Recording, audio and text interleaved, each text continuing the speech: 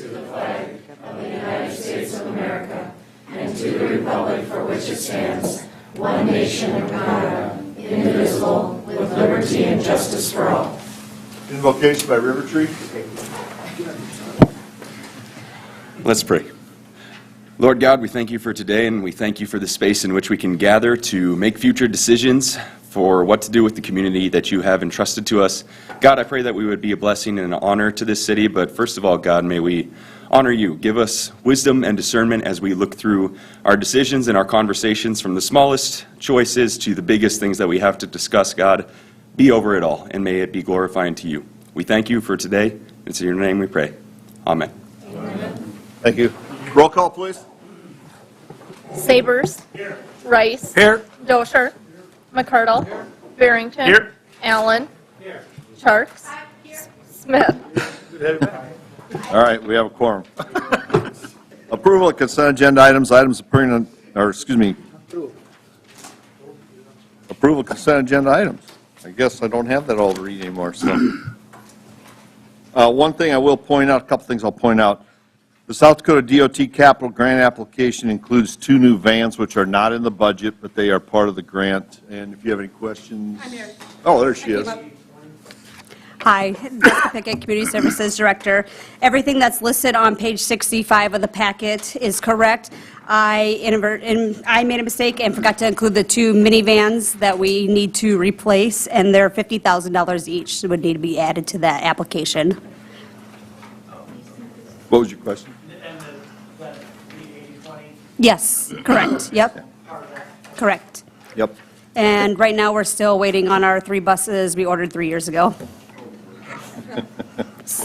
And then on volunteer boards, there was an inadvertent mistake. It's not been Kowalski, or, yeah, thank you.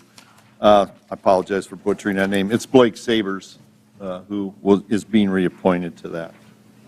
So, okay.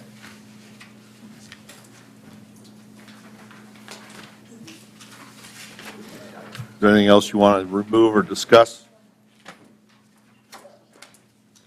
Move to approve consent agenda. Motion by Mr. McCardle. Second. Second by Mr. Barrington. Further discussion? Just point out that Go the ahead. Mitchell Main Street has dates of all the things they're applying for, so if anybody needs to know any of those dates, they're available. We know when Freya Lights, all of Ms. Luzak, Mrs. Luzak, you want to speak to that, or Sure, Come on up. absolutely. I have no problem speaking to it. it's in the consent agenda? Yes. Yes, it is in the consent agenda. But, yes, so, yeah, I mean, yeah, I can speak to it. I know you're absolutely. shy and all, but My point is, you haven't done this for the whole year in past years, but now you're putting them all out there. Yep, absolutely. Everybody's got a target date to plan around and Yes. to look at for First Fridays and All of it. Sturgis and Yep, it's all, so Memorial we, Day, Labor Day, all Yes, sir. Oktoberfest, everything's out there. yes. So we've already started working with bands, all kinds of great stuff, food trucks, yes. So even all the way up to Parade of Lights, it's going to be that Tuesday right after Thanksgiving. That way we can be more proactive as a community, try to bring that people far and near to Mitchell, South Dakota, bring that sense of community pride to Mitchell. So, thank you. Any other questions on them? Just one comment. So the reason why these are all listed at the same time is they are asking for one fee to cover all of the 2023 events. That was discussed briefly during budget as well. thank you. All right, thank you. Yep.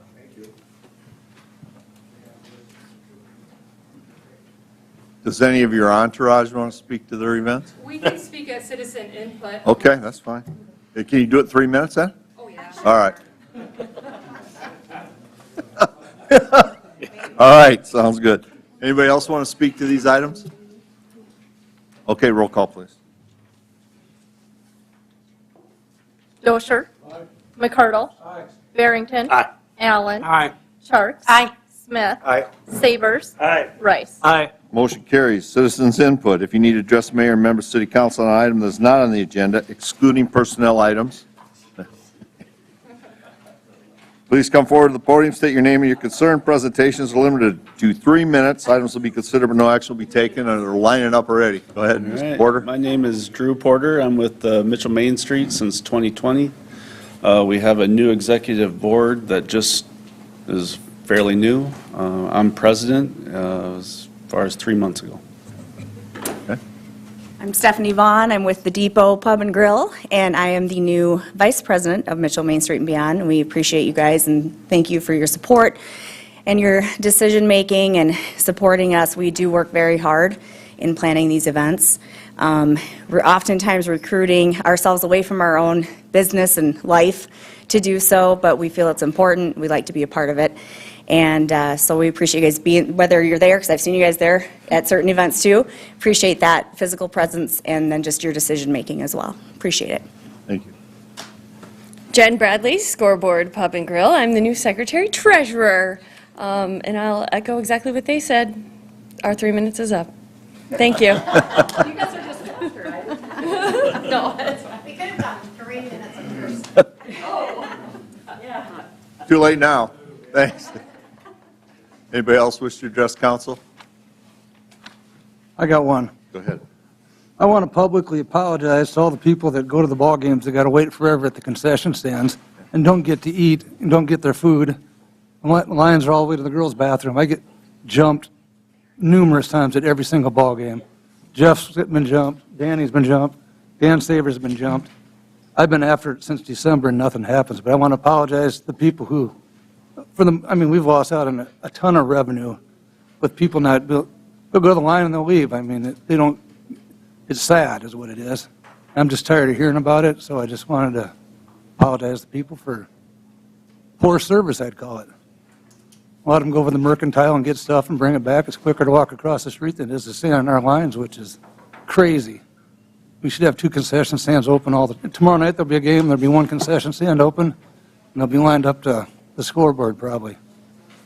But I just wanted to say I've tried and it didn't work, but I apologize to people who don't get what they want at the games. That's all I have to say. Okay, thank you. On another note, congratulations to those Colonels, boys and girls, for making it to state. That's exciting. Okay, anybody else, public input? Okay, Board of Adjustment, entertain a motion for City Council recesses, Board of Adjustment. So moved. Mr. Allen, who is the second? Mrs. Charts? They're passed. Further discussion? All those in favor of the motion signify by saying aye. Aye. Opposed, nay. Motion carried. Action to set the date for Board of Adjustment hearing 3/20/23. Jay Shears has applied for variance permit for a combination of attached and detached accessory buildings of 2,704 square feet versus 2,000 square feet to build a new detached accessory building of 1,920 square feet located at 1800 Charles Avenue, legally describes lots 8 and 9, Block 5 of Woods, First Edition, City of Mitchell-Davidson County. Said property is zoned HD, high-density residential, R4. Motion by Mr. Rice. Second by Mr. McCardle. Further discussion? Anybody in the audience here to address this? Okay, all those in favor of the motion signify by saying aye. Aye. Opposed, nay. Motion carried. Reconvene the City Council. Entertain a motion, Board of Adjustment to adjourn. City Council reconvene regular session. Motion by Mr. Rice. Second by Mr. Savers. Further discussion? All those in favor of the motion signify by saying aye. Aye. Opposed, nay. Motion carried. Action to approve proposal for mineral removal at Waste Treatment Lagoons Project 2023-18. Mr. Schrader. Yes, Mr. Mayor, Council. Proposals were open on February 28, 2023 in City Hall Council Chambers. 2 bids were received by Skinner Bait and Farm and No Wait Bait, both being the same amount. First time I've ever seen that.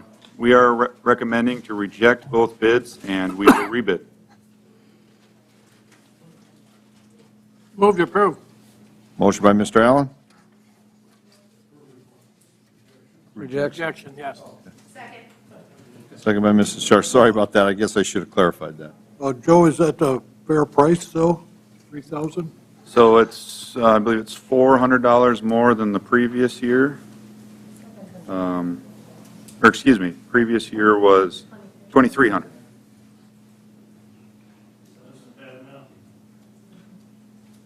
He's only an engineer. Don't hold that against him.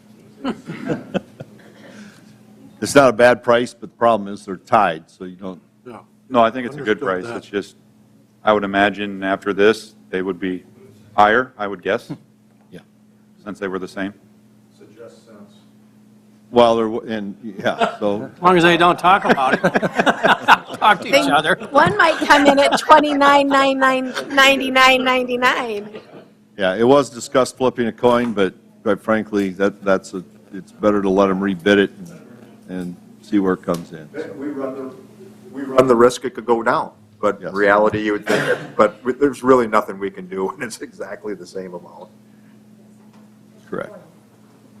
Further discussion? Anybody in the audience wish to address it? Okay, all those in favor of the motion signify by saying aye. Aye. Opposed, nay. Motion carried. Action to award bid for water main distribution system improvements, Project 2020-20A. Mr. Schrader. Yes, Mr. Mayor, Council. Bids were opened on February 15th, City Hall Council Chambers. We received 5 bids, with the low bid being H&W Contracting at $2,262,671.30. The bids were all very close. Engineer's estimate was $2.45 million, so we were under that. Phil Gundelson is the professional engineer with Infrastructure Design Group on the project. He is recommending awarding the bid to H&W Contracting. Our current contingencies are around $563,000. As I noted at the previous meeting, our current rates are set for a $5 million project.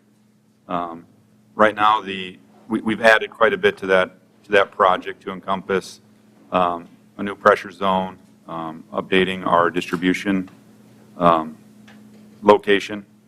With that, it comes out to a $60 million project, which we are within budget as previously stated.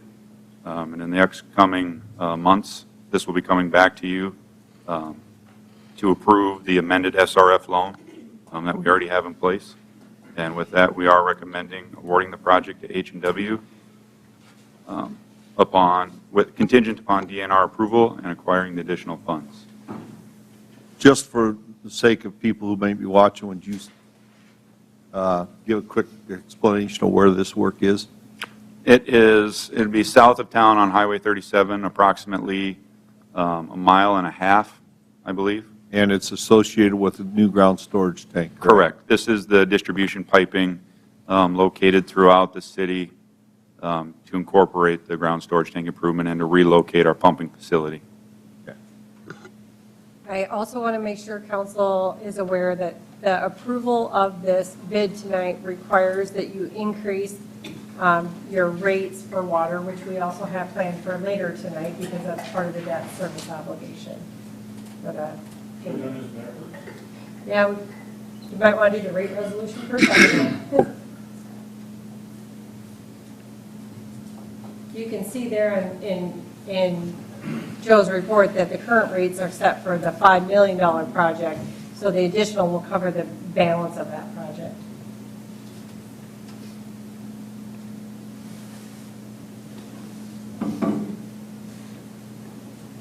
Do we need to go to the rates first?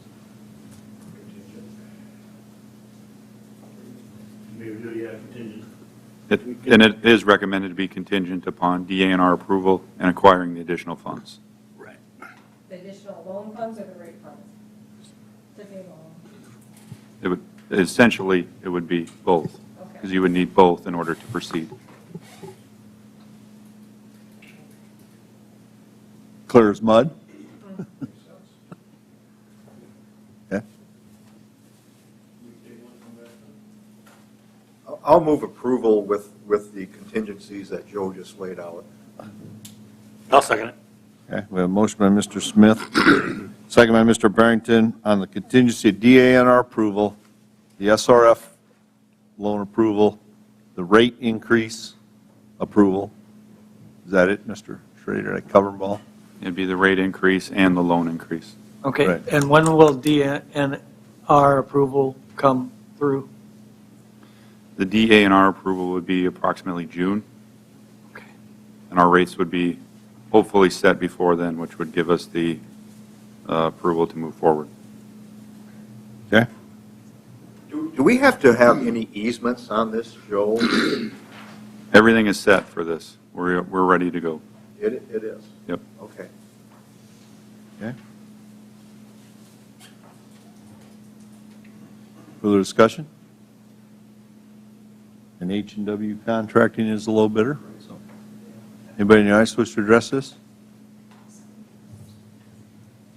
Okay, all those in favor of the motion signify by saying aye. Aye. Opposed, nay. Motion carried. Action to award bid for street shop fuel tank fuel storage tank replacement project 2021-51. Mr. Schrader. Yes, Mr. Mayor, Council. Bids were opened on March 1st here in City Hall Council Chambers at 1:30. We received 2 bids, with the low being Dockendorf Equipment Company Incorporated at a cost of $464,742.35. Project engineer is Nick Carr with West Plains Engineering. He reviewed the bids and does recommend awarding the bid to Dockendorf Equipment. The project is currently under budget, and we do recommend awarding the bid to Dockendorf Equipment Company, and the contingencies currently are $28,657.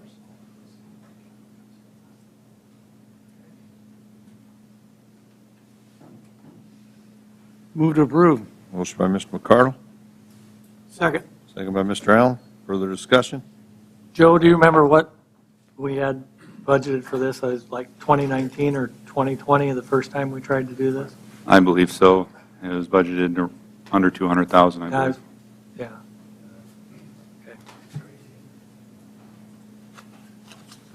Okay, further discussion? Anybody in the audience wish to address it? All those in favor of the motion signify by saying aye. Aye. Opposed, nay. Motion carried. Action to request approval for transfer of entitlements for the airport pavement maintenance. Mr. Schrader. Yep, Mr. Mayor, Council. This agenda request is, I'm requesting approval for the mayor and city attorney to sign the FFA agreement for the transfer of entitlements.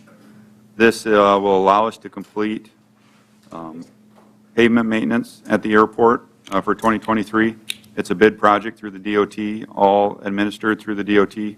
The city is only responsible for 5%, which is approximately $7,000, and staff recommends approval for the council to authorize the mayor and city attorney to sign.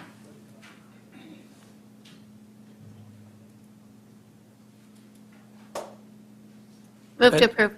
Motion by Mrs. Charks, second by Mr. Sabers. Further discussion? And 3,500 coming out of supplemental? Yeah, we reviewed that, and he should have the cash available from '22 to apply for '23 for that supplemental appropriation. That'll be at the next meeting. Okay, further discussion? Anybody in the audience wish to address it? All those in favor of the motion signify by saying aye. Aye. Opposed, nay. Motion carried. Action to approve amendment number 1 to agreement A 2021-07, construction services for Livesay Lane utility improvements with Infrastructure Design Group. Yep. Mr. Mayor, Schrader? Yes, sir. Council approved the original design and bidding agreement on February 1st of '21. Amendment number 1 adds construction phase services, which include construction administration, observation, staking, and testing. The original contract was $59,242.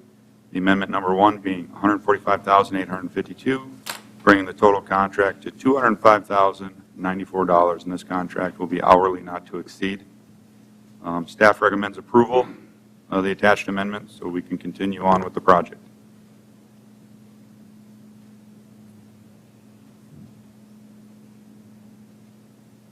Question before, pulling from the enterprise funds, it will be pulled proportionally from water sewer? Do we know how that? It will be primarily from balances yet? sewer, and that will be coming in the supplemental request as well. Okay.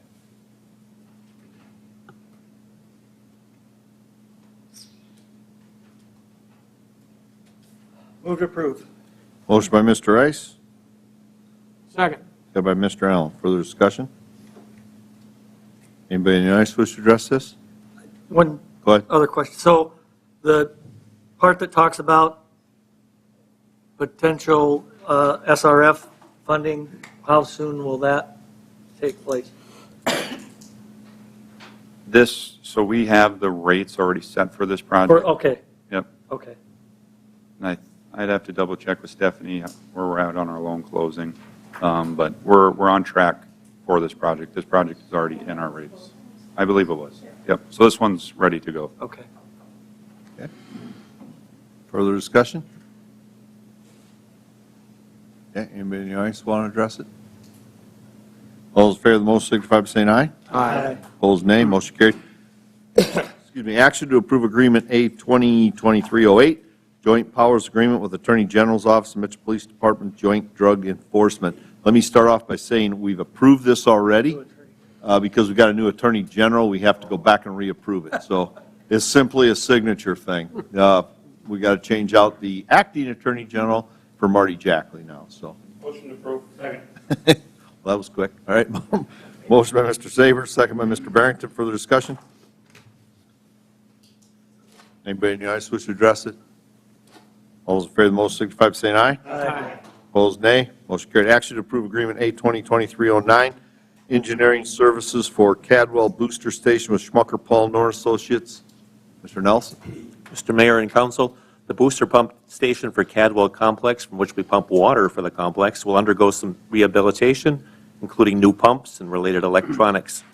This agreement covers the expense related to the design and preparation of plans and specifications for the replacement of the equipment necessary for the project. Staff recommends approval of the agreement. These pumps are at the by Kiwanis Club, Yes. Correct. so that everything will be new coming in. Everything but the pipe. I hope it's still good. Move approved. Motion by Mr. Allen. Second by Mr. McCardle. Further discussion? Anybody in the audience wish to address it? All those in favor of the motion signify by saying aye. Aye. Opposed, nay. Motion carried. Hearing and action to approve Resolution R 2023-10, creating Tax Increment District 29 and approving the project plan. Ms. Elwine. I can start off if you want. Mr. Johnson, starting with that. All right, well, I'll give a brief introduction here. This will relate to the property at 300 North Main. People that have lived here longer than me refer to that as the Woolworth Building. Developer is also somebody the city's familiar with. That's John Adamo, who formerly is, well, and I guess is currently renovating the old Crafty Fox building. The primary purpose and the classification of this TIF would be as for economic development purposes. The TIF review team met and reviewed the project plan probably almost 2 months ago now. I don't know. It's been a while. The snow. But the TIF review team did review it. It does appear to meet all of the requirements that are necessary under both state law and under our TIF handbook as last adopted by the council. A majority of the terms contained within the project plan are similar to what you've seen on past TIFs. As the last few have been, this one is also a grant pass-through type TIF, which means that as the TIF income, or the TIF, oh man, as the increment, We pass that through. blanking on the increment word there. So as the increment generates, we pass it along on a yearly basis. As for the details on the project costs on this one, the developer has total costs at about $1.7 million. The TIF eligible expenses, you can see in the project plan, come up to a total of around $800,000, and the amount sought for the TIF come in at $527,257, because that's the amount that the TIF is projected to generate over the term. So not enough increment there to pay for all of those eligible costs. But as you can see, some of the things that are listed there, restoration of the common areas, tuck pointing, and restoration of the public elevator, I believe are all very good TIF eligible expenses. So it'd be good work to get done. I will say the TIF review committee, when we were looking at the eligible project expenses, you know, the tuck pointing and the public elevator are two things that will help ensure the building will be in service for a longer period of time too, and not something that the city will end up with a public nuisance hopefully in the future. When you do this, Justin, is there a timeline? Are they up to, seems like it's been going slow maybe, just from outside looking in? What's that? Yeah, Woolworth's building here, I believe, is that correct? Yeah. yeah, I don't know that they've started any of the work there. Okay. You're the wrong side of the street, Kitty corner. Kitty corner. Okay. Yeah. I do know they are making progress on Crafty Fox though. So That one they were Yep, reading. it looks like Don is here, so he might, I think that they had some timelines in there, but I don't remember what they are, and I'm not sure what page they're on. But I think they're planning to start that work and probably get it done within the next year, so. Just out of curiosity, how are the TIF eligible costs versus non-TIF eligible costs determined? A lot of that is state law.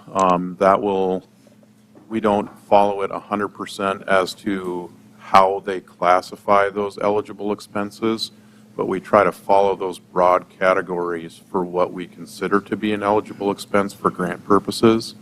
One of the big limitations is that there is a direct statute that prohibits the TIF funds from being used for residences, which is kind of the big impediment for a lot of these affordable housing type things that we've been working on, not necessarily this one, but in this case, you've got so many of those expenses that are eligible that they exceed what the TIF is going to generate by quite a bit anyway, so.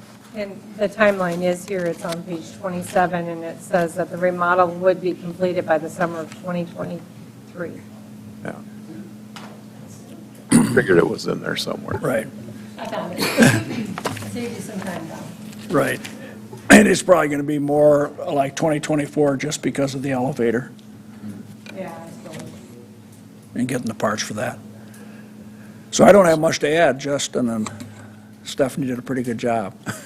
Yeah, I think that was about the end of my spiel anyway, so that probably gives you enough of a background. If there's any additional questions, you can direct those to either Don or myself, or I think Stephanie has a little bit of information she wants to go through. I did also provide council an update on what TIFs we currently have and what have paid off. There is a correction from the report that was in the packet, so that's on your desk. I just had the wrong image for TIF 14, but I also provided, let's see if I can get back there. These are all the TIF districts in Mitchell over the years.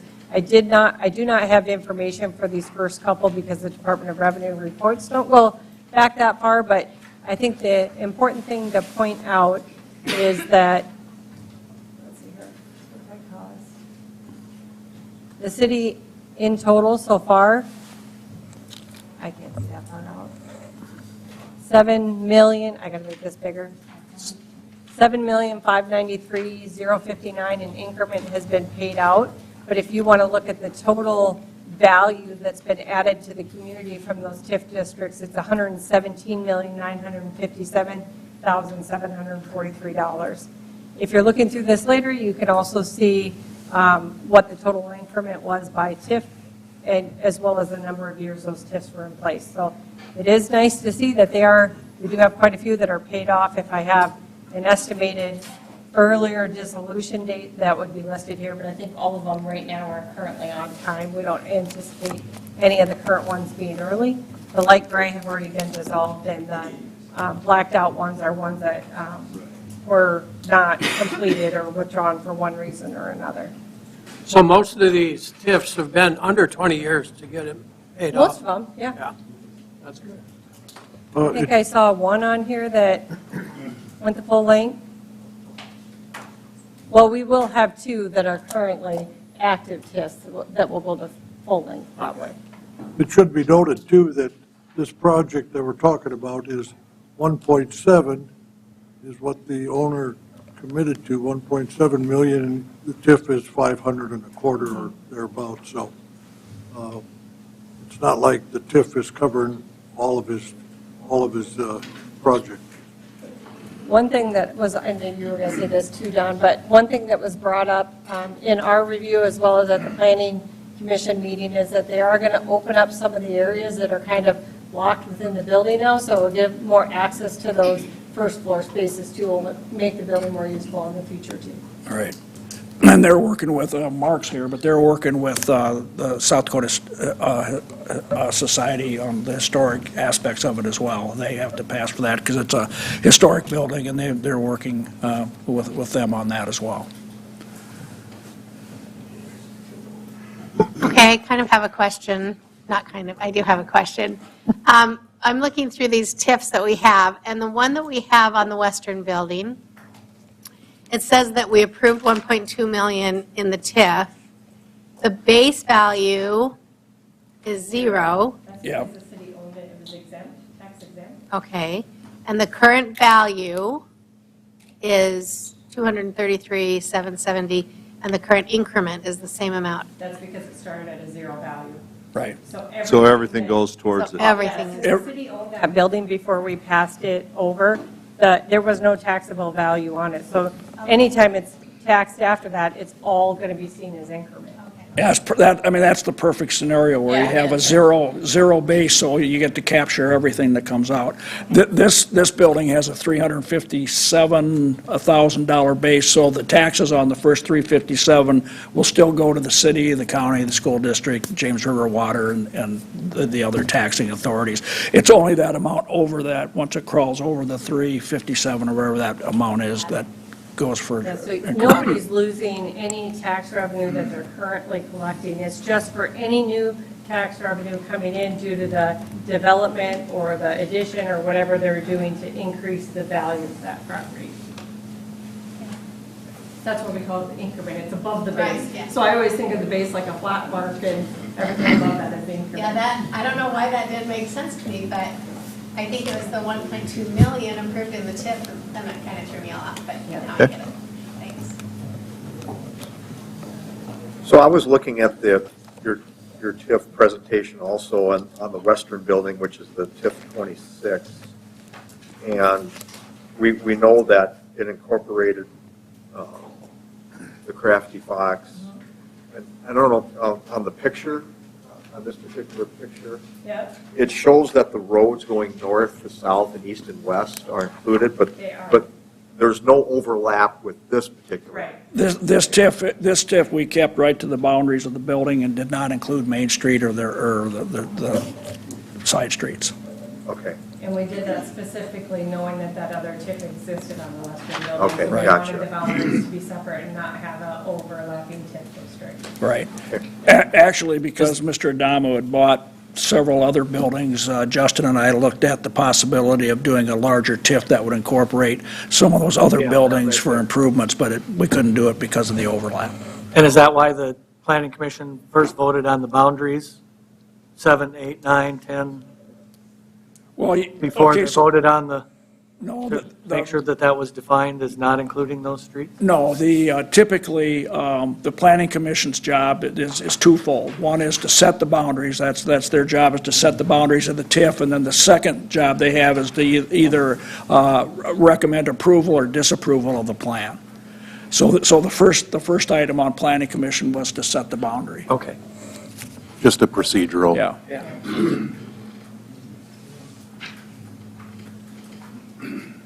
Okay, entertain a motion. Move to approve. Motion by Mr. McCardle, second by Mrs. Charles. Further discussion? More questions? Okay, all those in favor of the motion, well, hold on. Anybody in the audience want to address this one? You got enough billable time down, or you okay? Justin, could you go a little longer?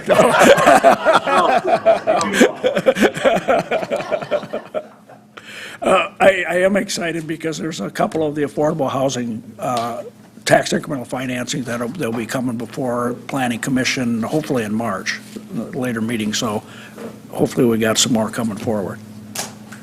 Okay. All those in favor of the motion signify by saying aye. Aye. Opposed, nay. Motion carried. Action to approve Resolution R 2023-11, plat of Lot 1 of Elbrook's Addition in the northeast quarter, Section 18, Township 103 North, Range 60 West of the 5th Prime Meridian, Davis County, South Dakota. Mr. Jenigas. Mr. Mayor and Council, Planning Commission recommended approval of this, 7-0. This is outside the ETJ. It's actually just on the other side of the road of the ETJ, but it's within the 3 mile, so it still has to come in front of this board. The applicant is platting off 5 acres to sell to his son for his son to build a residence on. It's ag out there, or excuse me, ag res in the county, so they can go down to 1 acre, but he's getting 5. They will require a variance for this. County will hear this on the 14th and 21st. I can answer any questions you have. Move to approve. Motion by Mr. Allen. Second. Second by Mrs. Charles. Further discussion? Anybody in the audience wish to address this? All those in favor of the motion signify by saying aye. Aye. Opposed, nay. Motion carried. Action on Resolution R 2023-12, historic preservation findings in relation to the property at 112 and 114 East 1st Avenue. Mr. Jenigas. Mr. Mayor and Council, as you are aware, this building had an accident in front of it in December of 2021, so it's been like that ever since then. They came in to apply for a demo permit in November. With the demo permit, this is in the historic district, so SHPO had to get involved with it. They sent a notice saying they needed the 11.1 abbreviated study, which went in front of Historic Preservation Commission. During that meeting, they found that with all the damage that was done, the deteriorated lack of maintenance over the years of it, that there were no feasible options but to demo the building. That was sent back to SHPO. They requested more photos, as you can see there, from some more up the outside ones. Mr. Allen's letter that he sent back to them stating that they could buy it for $1 if they wanted it. They requested more information, again wondering if this was a public nuisance or hazard. We have not tagged it yet for that, except for it is a safety hazard to pedestrians on the sidewalk, since none of that has been taken care of. Their final response was based on the information provided, the structures do not appear to be deteriorated beyond repair. Upon review of the information submitted, is the final opinion of SHPO that this project will destroy historic property, and alternatives to this project have not been adequately considered and should be further explored. So in front of you tonight is a resolution for you to the resolution is to approve the demolition of this building, whether you approve that or not. The building next to it is in the same process of going through this, which is 116 and 118 East 1st Avenue. They are doing the 11.1 as well. We've had interested parties come to the city and to the owners of these 2 buildings to tear down and build new, so it wouldn't just be a parking lot right there. Anticipation would probably be business with some living quarters above it, but it would still have to go back through the SHPO process again for meeting the historic value of that area. I can answer any questions that you may have for this. Mayor, I will abstain on this. This has something to do with my brothers. I don't own the building, don't want no part of it. You don't want any part of voting on it either, huh? None. I'll move to approve. Motion by Mr. McCardle. Second. Second by Mr. Rice. Further discussion? Approve the demolition. Approve the demolition. Approve the resolution. Resolution. And I will note that if you do approve this resolution, everything has to get sent back again to SHPO for about the 3rd time with minutes from this meeting, the resolution that's signed, and once we get receipt from the certified letter saying that they've got all that information, it's 10 days before the demolition permit could get issued. So you're looking at about 15, 18 days from now, still. At the earliest. At the earliest, yes. That's what you think. All right. Yeah. And I'll just point out quickly, as Mark said, what you'd be doing tonight is approving the resolution. The resolution includes all of the necessary findings and conclusions that you'd need to make. There is one update on there. We did add, as you'll see on screen, a new paragraph 5 that just explicitly comes out and states that you're making those findings. Looks like it was left out of the prior version, but we've got it added in there now. So it just says that you've reviewed all the information and it's your determination that you're making those findings that are required by state law. Okay. Further discussion? Anybody in the audience wish to address this? All those in favor of the motion signify by saying aye. Aye. Opposed, nay. Motion carried. I'll abstain. And Mr. Allen abstains. Action on Resolution R 2023-13, set utility rates for 2023-2024 and implementing a new utility rate structure. Mr. Schrader. I'm going to defer to Stephanie to introduce. Oh, sorry. I'll do the introduction for him. Again, at the January 30th, 2023 City Council work session, Council heard a review of the outcome of the utility rate review process that took place in late 2022. We asked, or the goal of that utility rate review was to assist the city in implementing a rate structure that would provide adequate revenue levels for future infrastructure projects. On February 21st, you all reviewed a draft of that rate resolution, implementing a new structure as well as rate increases starting in June 2023 through October of 2024. The proposed resolution would implement both that new structure and rate increases. We did put the same information that we had available for you last week on the agenda. A couple things that would have been different is, again, I will just, oh, why is this popping over here? Hold on. We've got the rate resolution, and again, this shows your water rates. The current rate would be on the left, what would be effective June 1st, 2023. These are our current debt service projects that are currently surcharges for water. Same with wastewater. You have your current rates and your new rates effective June 1st, 2023.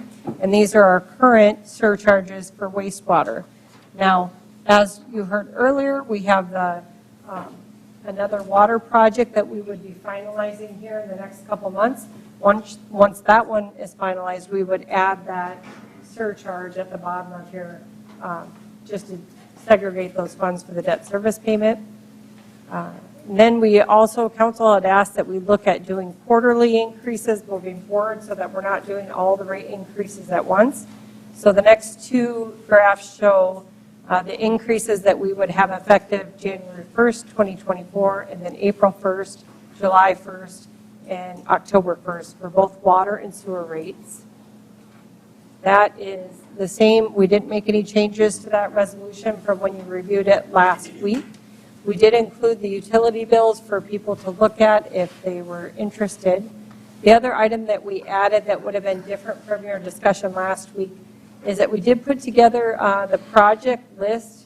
So if you look here in this top section, those are all the projects that are currently funded with the rates that we have already implemented and any additional funding sources that we got outside of our rates.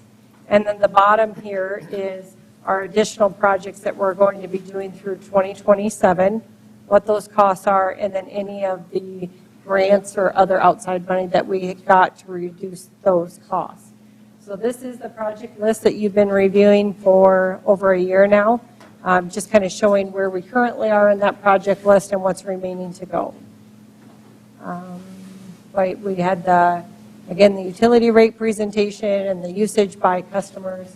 We do also have, if you're interested, it's just a chart that Joe put together that shows kind of the unit charges for each of the rate classes. If you're interested, we could pull that up as well.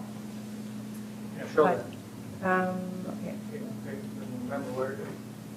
I got to pull it up. Hold on. Wait, I think I have this. Yeah, here it is.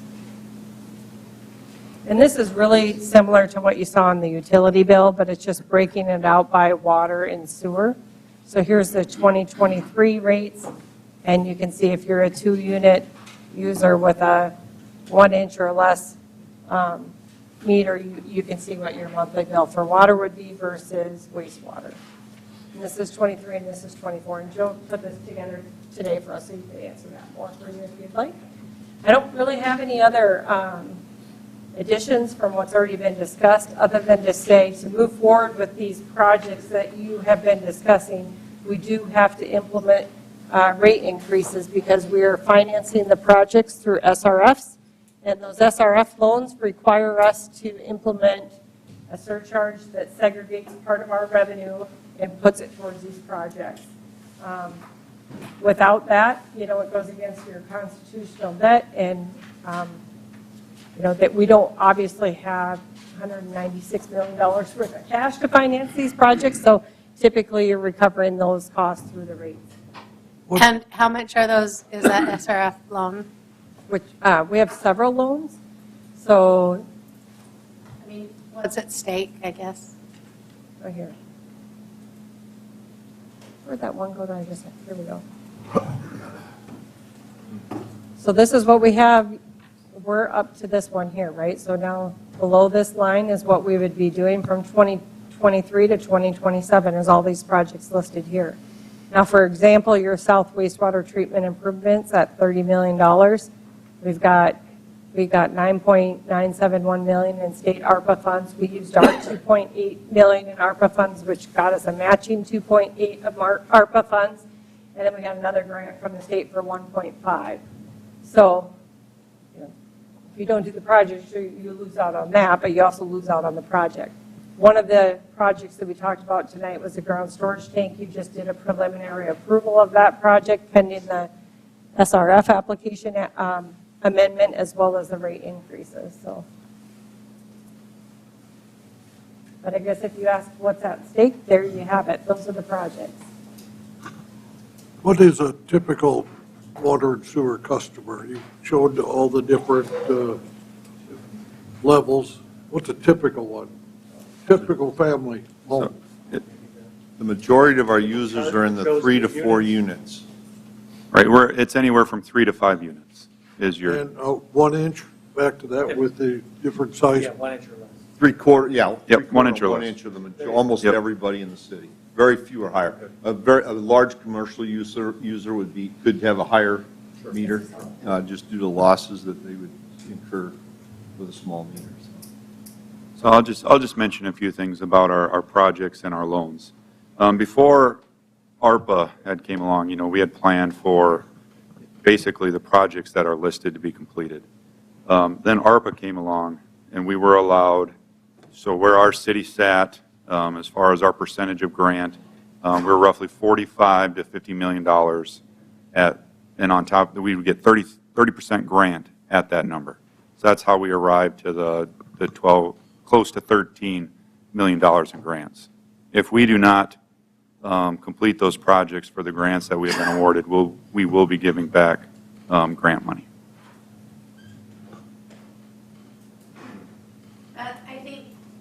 I think that's an important piece of information that I don't know if the public completely understands, is that while this is a great expense for our city, we also are taking advantage of grant money that's going to help offset those costs that are not going to be, they're not there indefinitely. So it's use them now or lose them.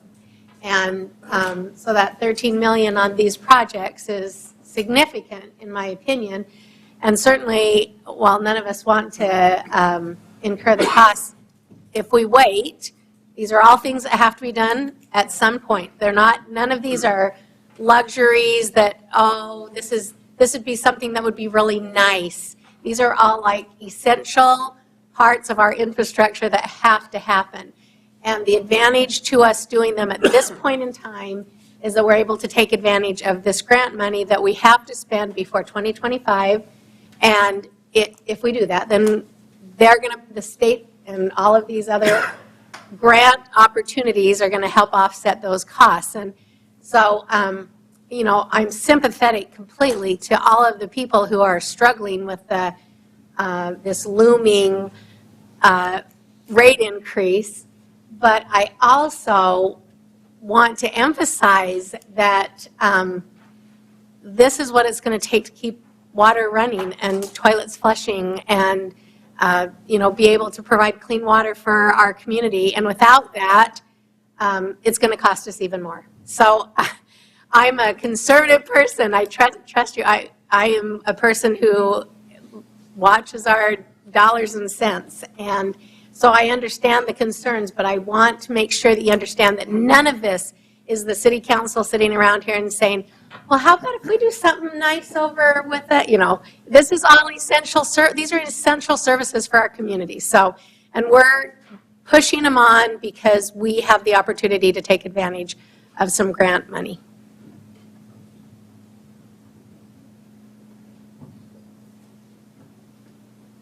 Anybody else have anything? I also want to point out that the rates are changing, but also the rate structured, and make sure we see that the 1 inch and less and 1.5 and 2, 3, 4, 6. Prior to this, they were all the same, Yep. no matter what, and it doesn't. That didn't take into account the infrastructure costs and the overhead cost of having a bigger pipe or replacing a bigger pipe or making sure the pressure in a bigger pipe is adequate. Those types of things that the city has to do and provide those. So I think this equalizes the cost out for, and you know, for the industrial users. Yeah, it's a way bigger change from that standpoint than it is for a residential user. But still, the sewer and water rate structure, and I think that might be, at least in the comments that we're getting, seems to be not really understood that that is changing, and it's changing to try and make the increases more equitable and less for the residential customers than it is for the people that it costs the city really more in the long run for overhead and maintenance and pressure regulation for the industrial users and that type of stuff. So I want to make sure that that part is understood on that, and I think this really shows that if we kept the rate structure the same as it was before, the residential increases would be much greater. True. Hey, Joe, I had a call over the weekend about your meter sizes. Could you explain to us that these are all recorded up in the city hall here, of the sizes that go to homes or businesses? Yep, that's correct. During this process, we went through and we had to do actually a lot of verification on meter sizes. So through the rate study, we updated a lot of meter sizes, and we do have record of, I would say, the vast majority of the meter sizes. There may be some that we have to go back and verify, but we have enough that we feel comfortable with where we're at. Good. Thank you. And I'm thinking about all of the comments that we've received, and one of the comments that is pretty consistent from emails that we've received is concerns that we are spending money in other areas, and I think it's important to point out that the water and sewer, they are enterprise funds, so they're self-funding. Does anyone want to talk a little bit to that? It's not like we can say we're going to take the money that we are spending on whatever to pay for this. Yep. So the email that was received was saying that we would take money from the utility accounts to do things like the Corn Palace, other things like that. Because this should give people maybe an added sense of security about that. But an enterprise fund is separate and distinct. The revenue that we bring in is to cover the expenses. But even beyond that, every time we dedicate a surcharge like that, we're committing through our loan documents that revenue going to that project. So the funds are spoken for and they're allocated separately to those projects. So there really is no way to take that, the rate increase, and put it for something else. It's dedicated to this debt service payment. Nor is there a way for us to take the money from other funds to go towards infrastructure like this. Well, you could. But this is a dedicated fund, right? From general fund and put it into utility accounts. But the whole thought behind a enterprise fund is it's supposed to be run like a business. Right. The rates that you charge are supposed to cover your costs of operation, just like you do in a business. You don't get a loan to do your operation. So this is functioning the same way.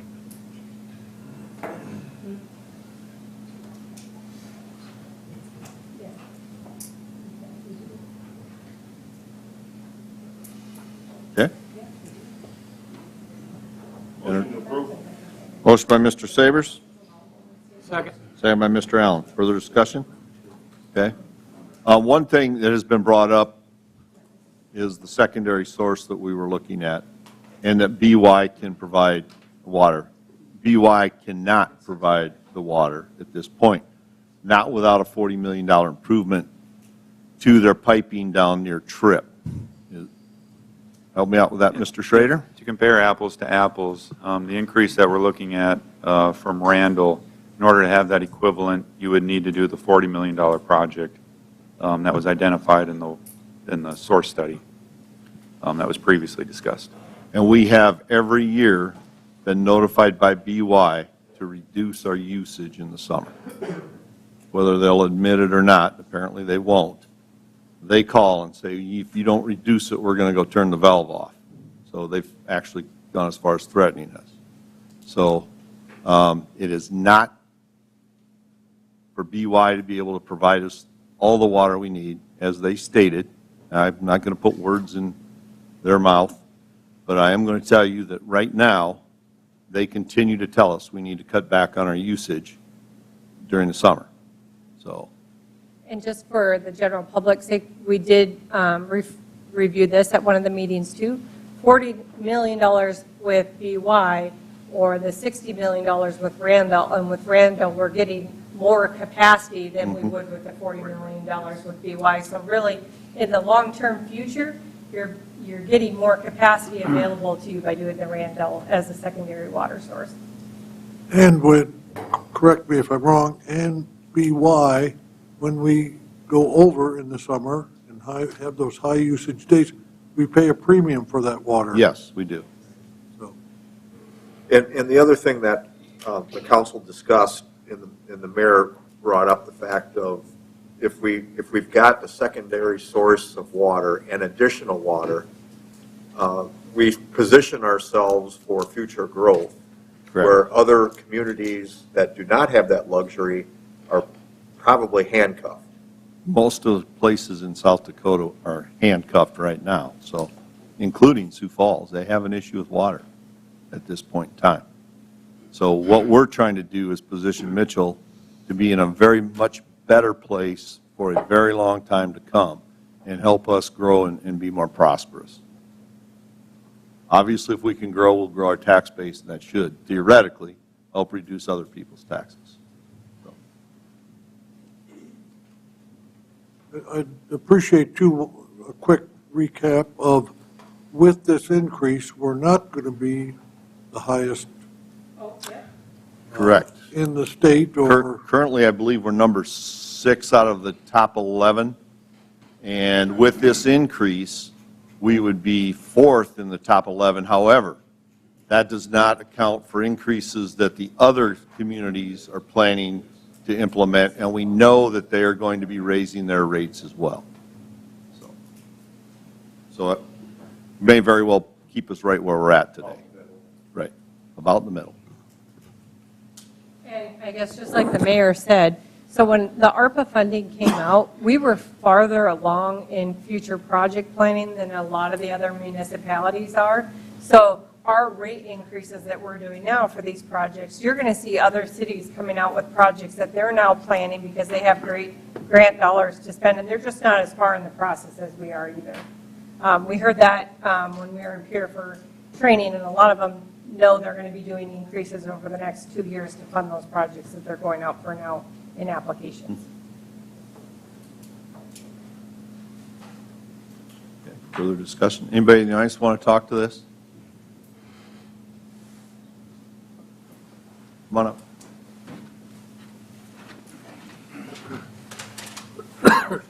I'll be brief here, but state your name, please. Dan Kalp, over in 304 Dorchester Court in Mitchell. I'm just concerned about the amount of increase here. By 2027, our utility rate bills are going to double. Right now, they're $65 to $70. At that point, they're going to be $150. And I got to believe that there's a lot of people in this town that are going to have a hard time paying those rates. And I'm just concerned about that. we got this underground storage thing that they're talking The about. above-ground storage tank south of town. I thought this was underground. It's not underground, it's above ground. It'll be a tank sitting on the ground up, so it's not below ground, it's up. Okay. Well, that makes more sense to me. Okay.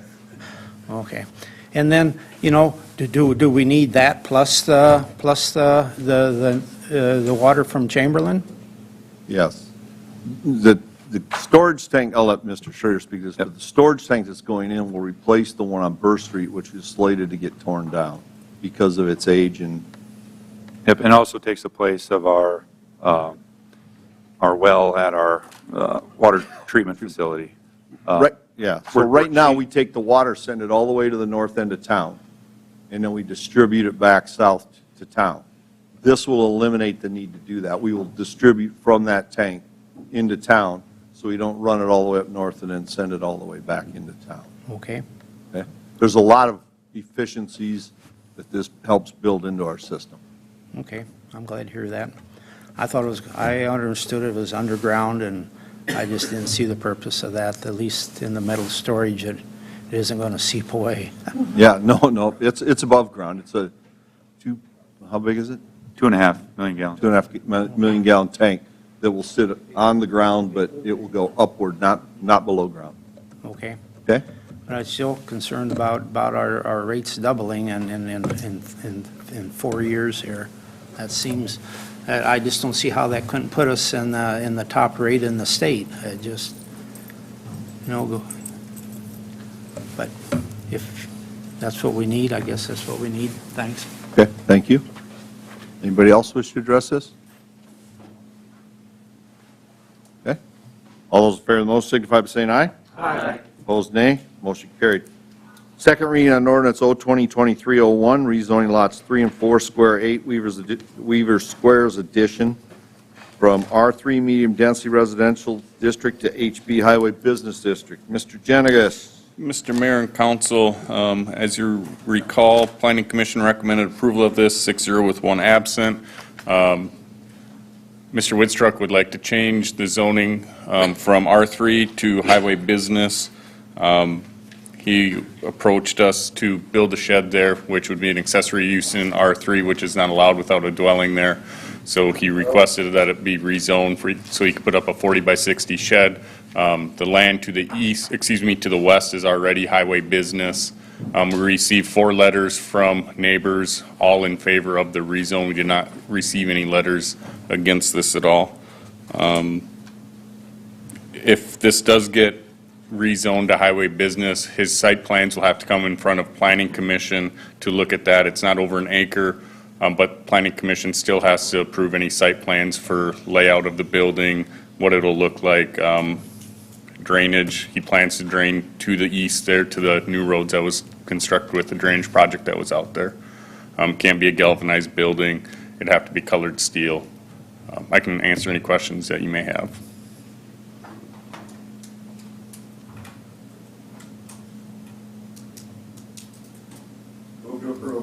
Motion by Mr. Smith. Who's the second? Yes. Marty. Mr. Barrington. Nice neighbors. Okay. We have a motion and a second. Further discussion? Anybody nice wish to address this one? Okay, all those in favor of the motion signify by saying aye. Aye. Opposed, nay. Motion carried. Motion to adopt. So moved. Motion by Mr. Rice. Second. Second by Mr. McCardle. Further discussion? Roll call, please. Barrington. Aye. Allen. Aye. Chart. Aye. Smith. Aye. Sabers. Aye. Rice. Aye. Dosher. McCardle. Aye. Motion carries. Okay, presentation on master transportation plan with HDR.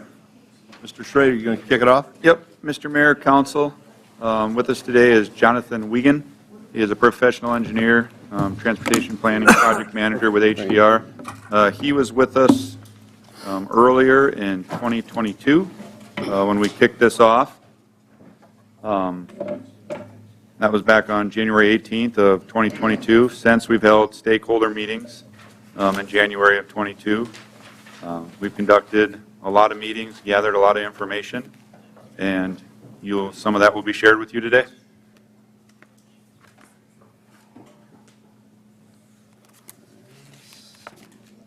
while we're passing out, I'm sure John will mention this, we are doing stakeholder meetings on March 20th from 5 to 7, or stakeholder meetings during the day, and then we're going to have a public meeting from 5 to 7 on March 20th at the Corn Palace, and anyone from the community is welcome to attend that. And we have a council meeting that night. That's 6, right? Correct. It's, the open house is from 5 to 7, so if counselors would like to attend before the meeting, they're welcome. When is it? The 20th, 2 weeks from Next today. council meeting. And you will be bombarded by that on social media, so. Yes. Bombarded. Good deal. Good. All right. Well, good evening, Mr. Mayor. Good evening, council. Like Joe said, my name is John Wigan with HDR. I have quite a bit of information to go over here tonight. I want to keep it pretty high level. I'm going to kind of stay out of the weeds with regards to specific projects. And then at that point, when the presentation's done, we can circle back and you can ask any specifics if you have anything in mind with, certain locations or certain projects that you see on the maps I go over. We can certainly talk about it at that point. Oh, there we go.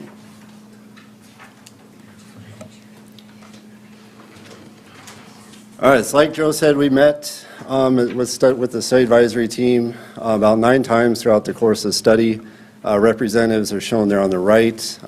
They're representatives from South Dakota Department of Transportation, City of Mitchell, and Davidson County. Just a quick high-level overview of the Master Transportation Plan, really 3 main things. First is identify transportation issues and needs.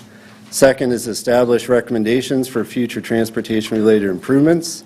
The third item is to develop that 20-year long-range transportation plan for roadways and other transportation facilities within the Mitchell area. So one thing I do want to stress here is that this is a Mitchell Area Master Transportation Plan. It includes City of Mitchell jurisdiction roadways. We also looked at the state highways running through the area, and also accounts for Davidson County highways within 1 to 2 miles in what we call the Mitchell growth area, extending outside of Mitchell.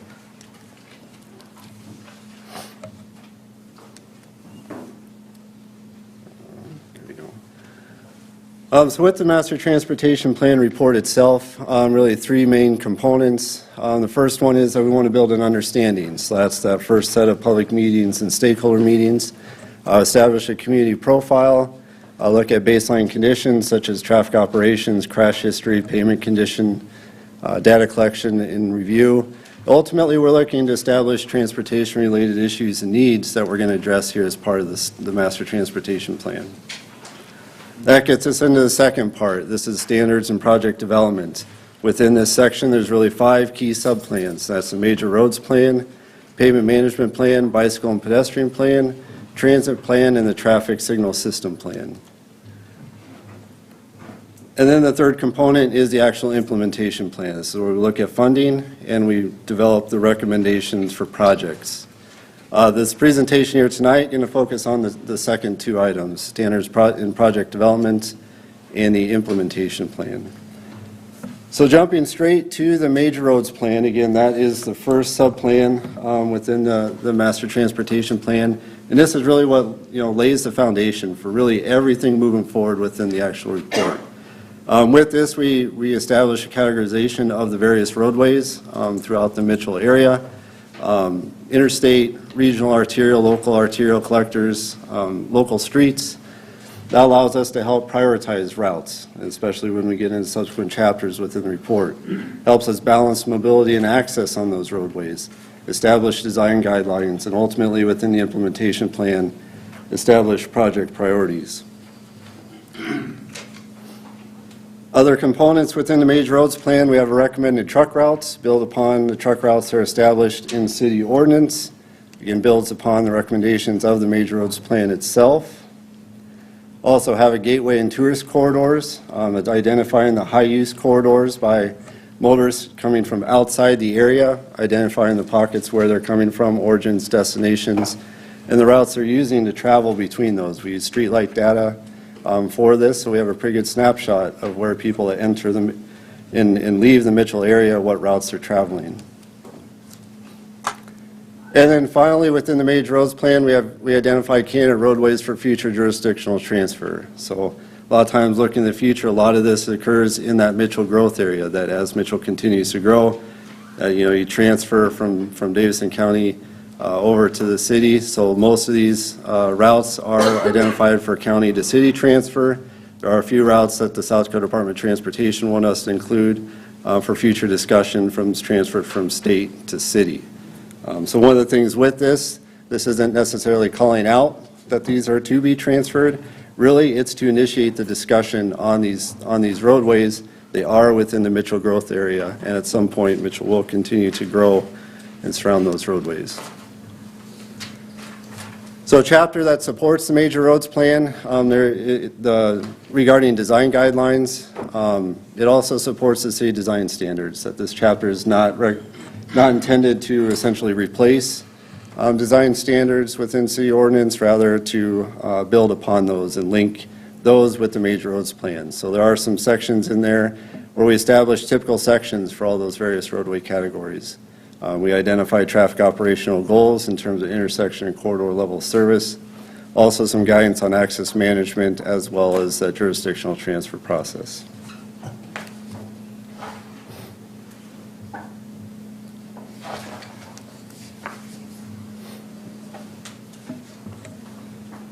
So the next subplan I want to talk about is the pavement management plan. In summer 2022, Infrastructure Management Services, or IMS, did collect pavement condition data on all city and Mitchell roadways.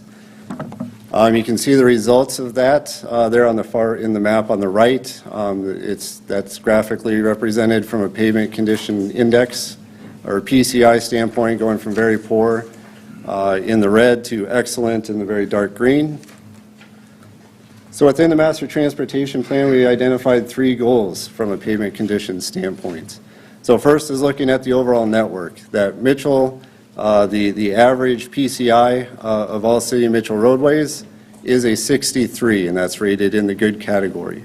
IMS noted that with all the communities they look at throughout the United States, national average ranges between 60 and 70, so 63 is certainly within that average. Best practice from a pavement management standpoint, you want to try and stay within that 60, 65. So again, that 63 is certainly right within that best practice range. Did pull some information of other communities here in South Dakota based on readily available information on the internet. In 2017, Watertown was at 61.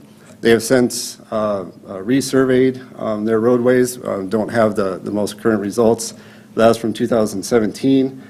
Harrisburg in 2019 was at 66, and Sioux Falls in 2020 was at 70. So the master transportation goal with this, from a pavement condition index standpoint, is maintain 63, and as opportunities present themselves, continue to work, upwards toward that 70, if you can. Next item we looked at was the percent excellent, or essentially the roadway segments that have a PCI greater than 85. Currently, Mitchell is rated excellent on 7% of the roadways. The one thing I want to note here is, that, again, the pavement condition was, that data was collected in summer 2022. A lot of the resurfacing work and just general pavement maintenance was conducted late summer, early fall here in Mitchell. So we'd anticipate that if your roadways were surveyed, at the end of fall, it'd be higher than that 7%. So just something to keep in mind. Let me Yeah, be go clear ahead. about that. You're saying that we should have greater than 85% and we have 7%? No. So the rating is 85. So your pavement condition index, or PCI rating, is 85, which represents excellent pavement condition. So, yep. So the best practice is that you want to have 15% or more, at least a minimum 15% of your roadways rated as excellent. And we only have 7. Currently, Mitchell's at 7, but there's an asterisk next to that. And that's where he said it was surveyed before the work was done this year. Nevertheless, that's surprising to me. So there's a few things with that. So like I said, the best practice, you want to talk about 15%. Watertown in that 2017 was at 4%. Harrisburg was at 5%. Sioux Falls was at 19%. But one of the things that this measures is that this is where, with IMS, or when you're looking at this, it's that are you consistently funding roadway maintenance and preservation projects year after year at same levels, and at levels that are high enough? And that's, if you're doing that, then you're you're at that 15% or general with that. So sometimes there's little blips, depending on funding or types of projects that you do. So certainly, that's something to keep in mind, that, where you're at, where you could be, and where you probably should be. And what constitutes excellent? I mean, It's generally, it's new roadways, generally, is kind of what, if you vision, new asphalt, that's what First Street excellent. would be one, that was built 2 years ago. Hey, we're not even the same one. I mean, I feel like I'm just surprised by that number. Okay. And then the other component we look at is payment condition PCI that are rated very poor or poor. So that's a PCI rating of less than 40. Currently, 10% of the City of Mitchell roadways rate in that poor or very poor. Best practice from a national perspective is less than 15%. So this is certainly something that City of Mitchell is sitting pretty good at. And just to give you a little background of some other communities, here at Watertown was at 4%, Harrisburg was at 2%, Sioux Falls was at 4%. So, higher than some of those communities, but some of that, a little bit, again, is kind of timing of, maybe infusions of, previous projects at some point, 5, 10, years ago. But the main thing is, so the goal here is to maintain 10% that we identified in the MTP. General best practice is less than 15, and definitely less than 20%, because essentially at that point, once you get to 15%, especially when you get to 20%, it becomes very expensive, because the projects to get you out of that are your full reconstruction, your major resurfacing types of projects. So you want to keep roadways out of that very poor rating. So 10% is a good goal with that, but keeping in mind less than 15% is kind of that best practice. So the next component we looked at was analysis with regard to pavement management. We created or identified 2 scenarios. Essentially one scenario that maintains the existing PCI at 63. The next scenario that increases PCI by 1 annually. If you want to look at maintaining your PCI, that's 63, addressing your needs, building up your percent excellent, that's about $1.4 million from a pavement management standpoint annually. If you want to increase PCI by 1 each year, it's about $2 million, so an additional $600,000. So the recommendations with regard to the pavement management plan, in the MTP, our recommendation is to maintain the existing PCI scenario, so that's committing $1.4 million on an annual basis for the recommended activities of either maintenance and rehabilitation or major rehabilitation. So the recommendations then within the Master Transportation Plan, we don't necessarily identify specific projects. Rather, we identify certain segments of kind of what that next activity would be like.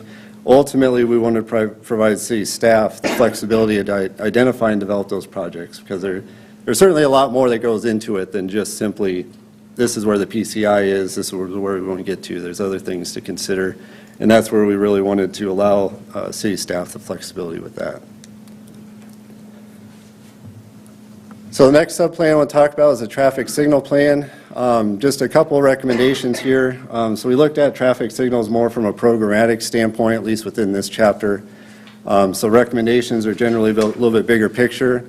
First is to develop a traffic signal management plan, to establish buy-in with the community, with leadership throughout the city on your approach for traffic signal improvements.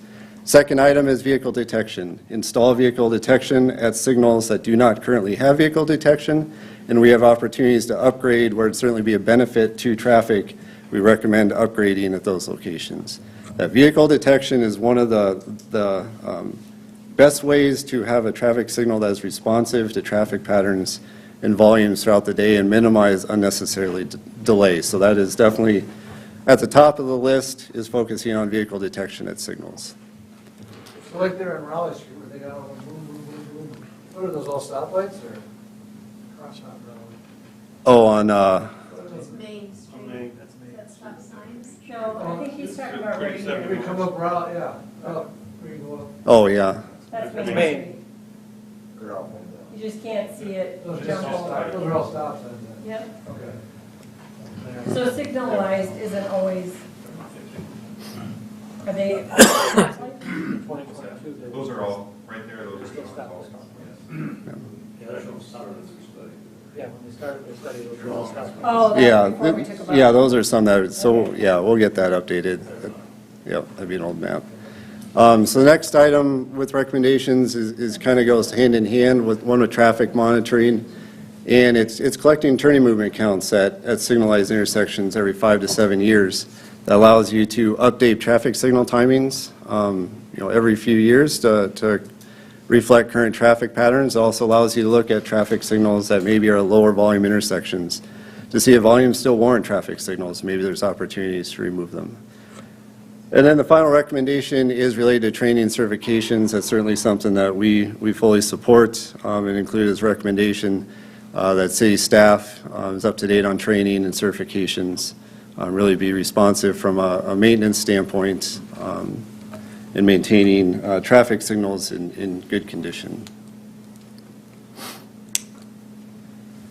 So the next subplan is bicycle and pedestrian plan, and this is one where we got a lot of feedback through the first series of public and stakeholder meetings. So with that, we broke it into two main components. First is route connectivity and continuity. We're looking to complete network gaps and expand the shared use path network, which shared use paths were the preferred facility type from public input.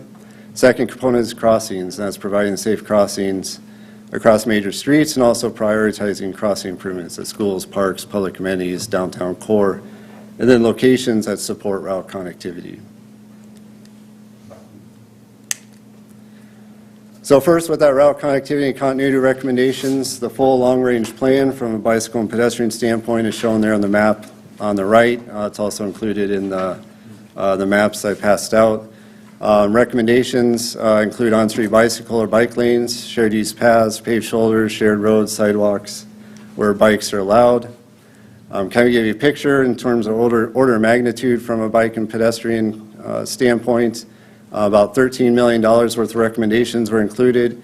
$8.5 million of that was shared use path. The rest of that was across the various other components of the bicycle and pedestrian network.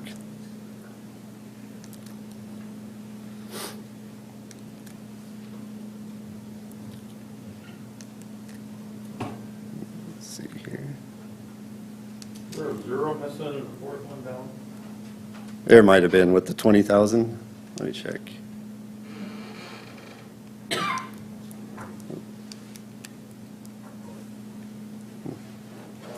you go back? Sure, go back one. Nope, there's shared roadway. Well, yeah, there is on the 1,801,800,000. Oh, on the fourth one down. Yes, you're correct. Sorry, I was looking at a different one. All right.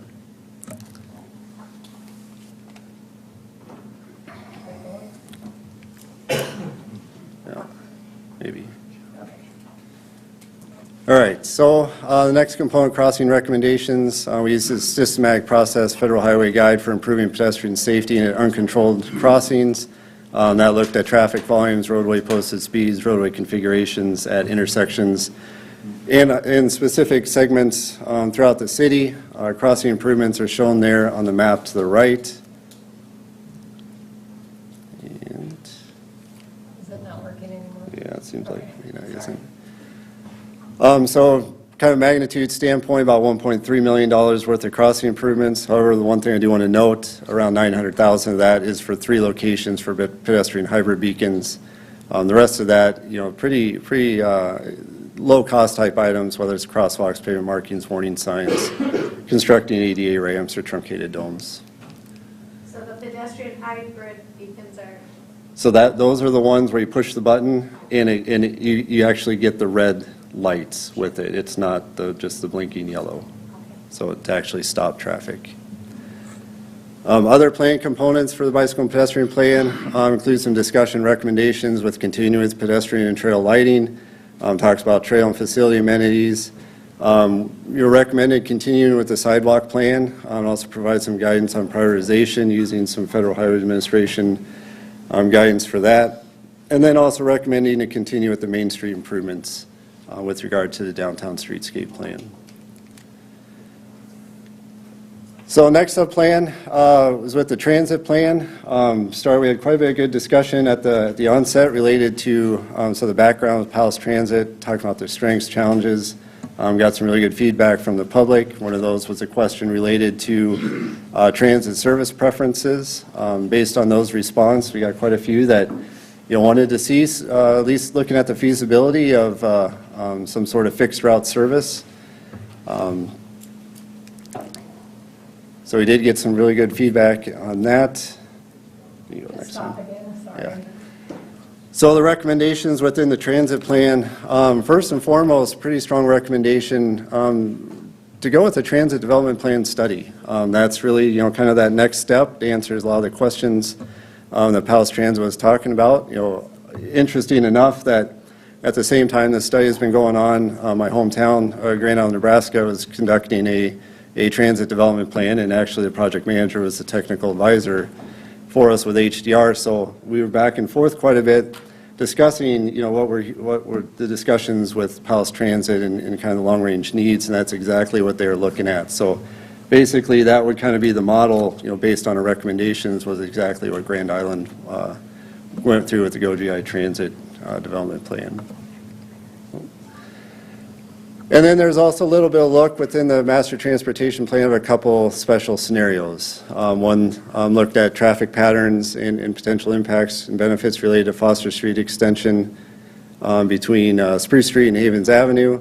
Also looked at Maddie Street connection extending down to Havens Avenue, and also looked at a scenario where the hospital is relocated south of I-90 near Cabell Drive, Spruce Street area. And really the main takeaway from this is that with the recommendations that were already in the master transportation plan by the time we looked at these special scenarios, really no changes, that the long-range needs for a lot of these corridors really address any shifts in traffic patterns associated with these items. So that was good to see. I noticed you jog Foster, you jog to the east. Yeah, there was really that's more just from an illustrative standpoint. Okay. That would be, so just kind of for reference, that in the illustrative projects, the first recommendation is to do a study. That basically feasibility, where you look at, do you go over or under? Do you include pedestrian facilities? What's the alignment to that from a topography standpoint, where you make the connection? So there's a lot of questions that need to be answered with a specific study evaluation before you can really get into identifying specifically what that project would look like. So then moving into the implementation plan component of the master transportation plan, first we look at, gather a historical perspective. So we look at historical revenue, transportation program revenue sources. We looked at, in this instance, presenting at least here, the most recent 3 years of available data we had at the time we did this analysis. So 2019 to 2021, on average across those 3 years, about $5.2 million through the transportation program. Most of that obviously comes from the second penny sales tax. Other than that, there's some state sources, some fees, also included some grants over those 3 years as well. So the next thing we looked at is expenditures. We broke those into those categories you see there, street and sidewalk capital improvements, pavement management, operations and maintenance, staff resources, equipment, and street lighting, again, kind of about that $5.2 million. So when we're looking at this master transportation plan, one of the things that the study advisory team really wanted us to get at was a constrained plan. A plan of recommendations that's fundable based on what we anticipate for future funding opportunities. So with that, we really focus on these two categories from expenditure source standpoint: system expansion, which is that street and sidewalk capital improvements, and then what we call system preservation, which is that pavement management, operations, and maintenance. Collectively, over those 3 years, about $2.6 million, and that represents about 49% of that $5.2 million from a total transportation program perspective. That percentage has fluctuated over the last 5 years, anywhere between 45 and 56% of your transportation program funding. So with that, we established, kind of the background, build that foundation from a funding standpoint. From there, we look at future funding. We applied local revenue growth of 3.5% annually. That's been noted that is high or optimistic, however you want to look at it. So that's certainly open for discussion. Once we get through the presentation, you can see where some of the things sit. Other funding, we grew at 1.5% annually. So with that, we start to establish what those future funding is for the prioritization or essentially those bins or timelines of future recommendations, whether it's short-term, mid-term, and long-term. So you start to see those numbers through there. So within the implementation plan itself, this is where we list specific projects. We also identify programmatic type funding. Projects are prioritized based on short-term, mid-term, and long-range. Implementation also identified a number of illustrative projects with that. The next one. So just run through these. You have a couple of these maps in front of you. The first one is the map of intersection and corridor projects. Again, kind of prioritized by short-term, mid-term, and long-range type projects. Go to the next one. Next one is a list of, or a map of just the bicycle and pedestrian projects. This one, instead of not showing necessarily as prioritized, but rather the type of facility that is proposed. With regard to pavement management type projects, again, we did not identify specific projects related to pavement management. Rather, it's kind of identifying what those next steps are. So we have your candidate projects to help guide city staff or use as a resource, whether it's surfacing and maintenance or major rehabilitation projects. And then also a number of other projects were identified, one of those being illustrative projects. Those are the types of projects that maybe are bigger ticket items, like the Foster Street extension. It's a pretty expensive project. We didn't necessarily assign a timeline with those types of projects. Also, we identified some watch corridors.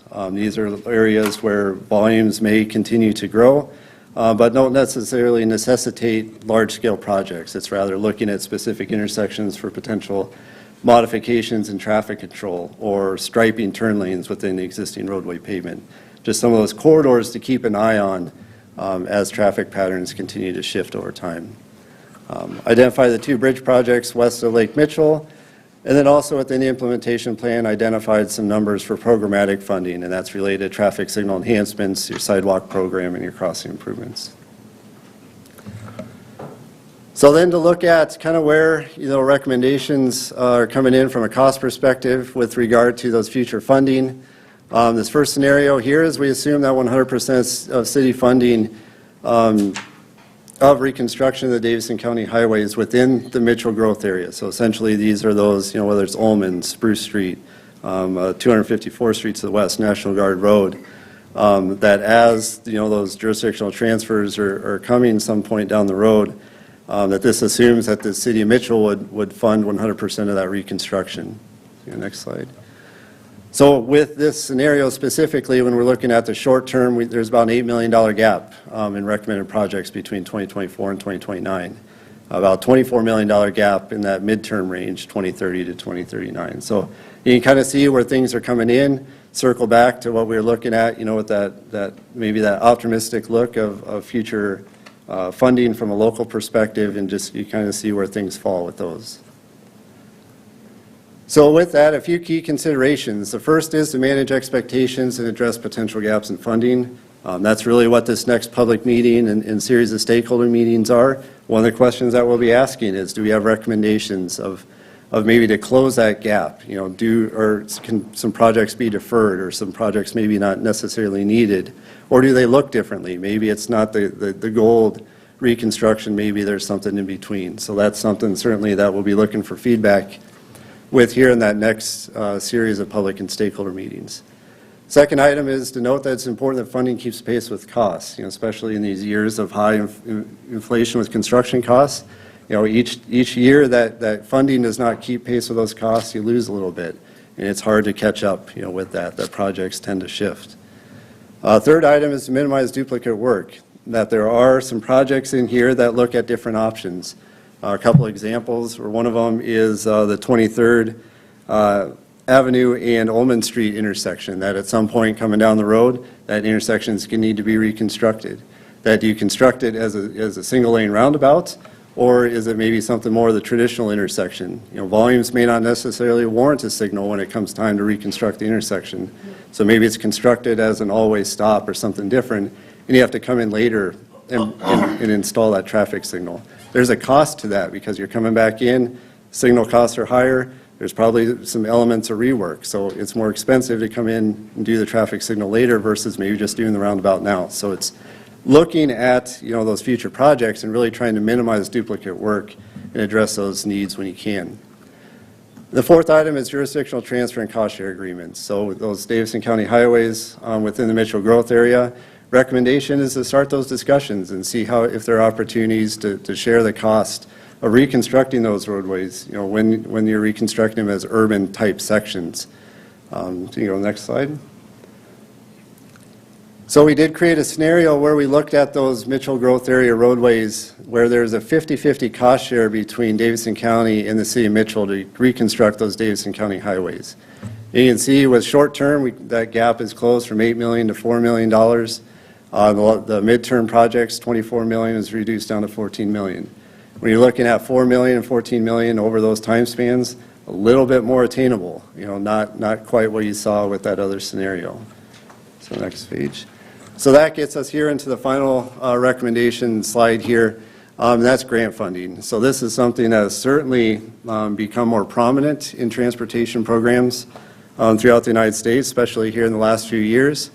City of Mitchell has done a pretty good job of really taking advantage of a number of grants, several of those administered through the South Dakota Department of Transportation, whether it's the bridge improvement grants, transportation alternatives program, highway safety improvement projects. We also recommend taking good looks at US DOT discretionary grant programs. Again, these are those types of grants that have really come on here in the last few years, and a couple that are recommended to take a good close look at. RAISE grants for local and regional projects, Rural Surface Transportation Program. And the one there in the bottom in the bold, Safe Streets and Roads for All program. There is a notice of funding opportunity coming out in April 2023. This is one that is being highly recommended by the Federal Highway Administration here in South Dakota that communities take a look at. Only one community put in last time this came out, and they were awarded a grant. I believe it is in Box Elder. One thing to note with this, that you do need to create an action plan to be able to submit for project grants. However, that action plan is fundable through this program. So just something to keep in mind, but again, a strong recommendation here. On the side, you see recommended projects pertinent to these types of grants. And really, the main recommendation is start planning now. Don't wait for the notice of funding opportunity to come out. Start to position yourself now for those grants so you're ready to go when that time comes. So, yep, last slide. So last slide here, just want to plug the public meeting that's coming up 2 weeks from tonight, March 20th, between 5 and 7 p.m. So have a good hour before the council meeting starts, and then an hour following that as well. This is a meeting where we'll have display boards, where we'll have all the various maps from the Master Transportation Plan. We'll have the various project tables so you can see the details associated with those projects. And this is that opportunity that for the public and anyone that's interested to come provide comments on those specific projects and the funding. You know, how do you close the gap with allocation across the various transportation programs and projects? So really encourage people to come out and offer your feedback on those. Everything that we will show at the public meeting will be available online starting March 20th, so you can certainly review everything online as well. So that's all I have for tonight, and I guess with that, we'll open up to any questions. I got one. Roundabouts versus stop lengths, how about the traffic flow becomes quicker? And do they keep any data on accidents between those more accidents? Yes. So from a safety perspective, single lane roundabouts are generally considered to be have beneficial safety components to those compared to your traditional intersections. That generally single lane roundabouts you would expect a decrease in crashes at those locations. Where do you see us putting a roundabout in Mitchell? So let's see. First and Burr, I'm going to guess. I can. First and Burr, Rowley and Spruce, 23rd and Ullman, Those are the ones that come right to mind. Yeah, those are the ones. There's one in Sanborn who goes all the way through. Oh, Yes. yep. Joe, what would happen on the, I've got a lot of people ask me about this, 15th and Kimball. It's kind of a goofed up the way it was Yep. designed by the engineers back then, but it doesn't go straight through. It's, Right. The transportation plan did look at that one. Without, a large amount of property coming up for sale, that one probably won't be fixed. We talked about the potential of putting an island through there to eliminate the long left-hand turns, sure. which would be a safety improvement. But the one I found interesting is the potential of joining 7th and 8th between Sanborn and Minnesota. I think that in the plan, that is the most interesting corridor connection. Yes. Is Yes. it still right away there? No. No. We're talking, you would be purchasing property and those types of things, but I think that makes the most sense for a project to combine streets where we just have a disconnect through town. The north-south flow we talked about, it was pretty good with the bypass and other stuff, but the east-west corridor, when, at least the meeting I was at, we struggled trying to come up with where's a good east-west corridor to go all 2 miles across other than the interstate. And there's the best one, you take 7th and you acquire property and come up to 8th, close to the middle school so that you can get to the bypass. And from an east-west, that was the best one, that, at least in the meeting I was at. Yeah, you link every major north-south arterial, all the way, Ullman bypass, all the way over to Foster with that, and you're right there at downtown as well. Yeah. Joe, where is our next major street renovation project going to be? Our next street project will be first from Burr to Foster, and then we also have 5th from Burr to Foster. And that's on our implementation program that we saw during our rate discussion. City-wise, we'll see Highway 37 built north, Yes. but that's not a city Correct. project, with state project with some city input. From Vernite to National the Guard. Airport Road is going to be torn up for a couple years. I'm just hung up on that 7% number. I'm like, wait, what do we need to do, Where are we going next? But keep in mind that that percentage might change based on what we just did this year. Sure. Well, I mean, I would love to see what that updated number would be. I mean, if we are looking at old data. If we're looking at old data, I would love to see what the updated and what current numbers look like. Well, John's numbers makes me optimistic because the 1.4 target, we're close to that every year for our maintenance, which includes, our overlays and our chip seals. So we're close to that. So I think maintaining the 63 is not going to be an issue. It's the extra we do to get above that. So I feel like we're in good shape.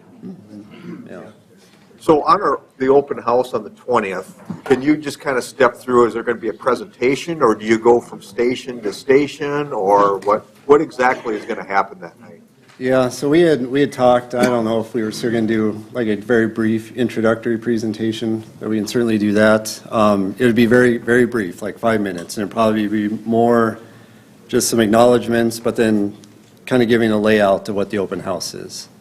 So with that each of the components of the plan will have display boards. So we'll have the map, we'll have the list of projects. There'll also be some other informational boards, kind of, looking at the funding components that basically, so you can pick whatever you're interested in and just, hit those boards and areas. So it's an open house. There'll be a lot of members from the site advisory team there to answer questions. It's one of those to touch on every little thing from a presentation standpoint. We could be there for an hour and a half type thing to cover everything. So we'll break it out to an open house, and people can go to what they're most interested in. Quick question, I know from First Street to Highway 38, that's county, isn't it? That they're going to supposedly going to do that in the near future, from what I hear. It's, Is that 38P? yep. Yeah. Yeah, So- do you want to go ahead? From Wallace to Highway 38 is technically state. They're talking about 2029, a potential timeframe for a project. Oh, I thought- They are starting the preliminary design process.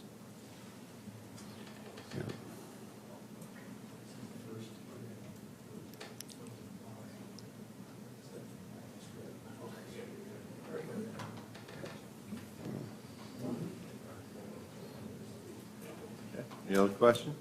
Yeah, Yeah. I'll come up. Hey, John, nice to see you. John Claggett with Davidson County Commission. I wanted to just light the fire on a new piece that I've shared with some of you, and that is MTI and all of the components that we've talked about forever, plus 37. We've got a major issue. We're glad to have the opportunity to have this issue, so to speak. When the plant comes in, it's just going to be a crackerjack for the whole community as well as the whole region. And so I just needed to light a fire. I need to say we got to get some things going. There still is many opportunities, and that's why I wanted to link in with John on this stuff. We've worked with John before. Davidson County was one of the first groups to do the 20-year master plan, and we've been through all of this. What you learn from it is cooperation, and that is really what we need. I had a conversation with one of the people from our school board, and I said, with the Mitchell Technical College area in that transition and the railroad, Spruce Street, we literally have a situation where the city is the biggest part of that turbulent area. The county has only like 5% of the issue, but in terms of that transition, but then the school has got a major piece. So we need to get a sit down, we need to get a group of very sharp minds together and say, how are we going to attack this? We cannot let it go by. We do have opportunities right now, and I've shared a little of that with some of you. We have opportunities because some of the dollars that have come from the government are to help move, and I see safety was one of the pieces that John had on his sheets. Safety and transition. When you see additional train loads coming in, and I'm talking about unit trains, I'm talking about major issues, boy, we got to dig into it. We have got just some preliminary information. The first pack of information we just received the other day, and it's 119 pages long, of just some of the situation on the plant side. 37, as you know, and I've shared with a few of you, 37 has been renamed the Prayer Highway, and that is truly in consideration of the people that have been hurt.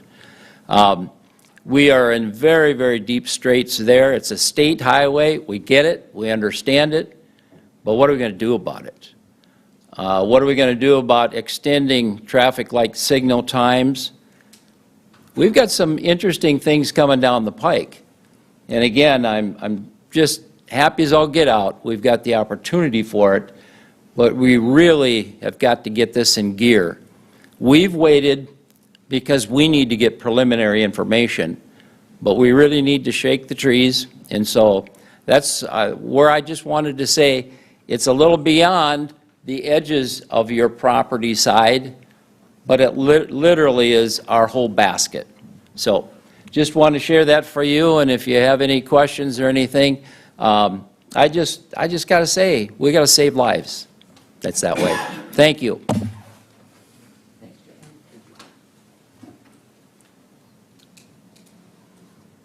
Okay. Anything else? Okay, thank you. All right, thank you. We're adjourned.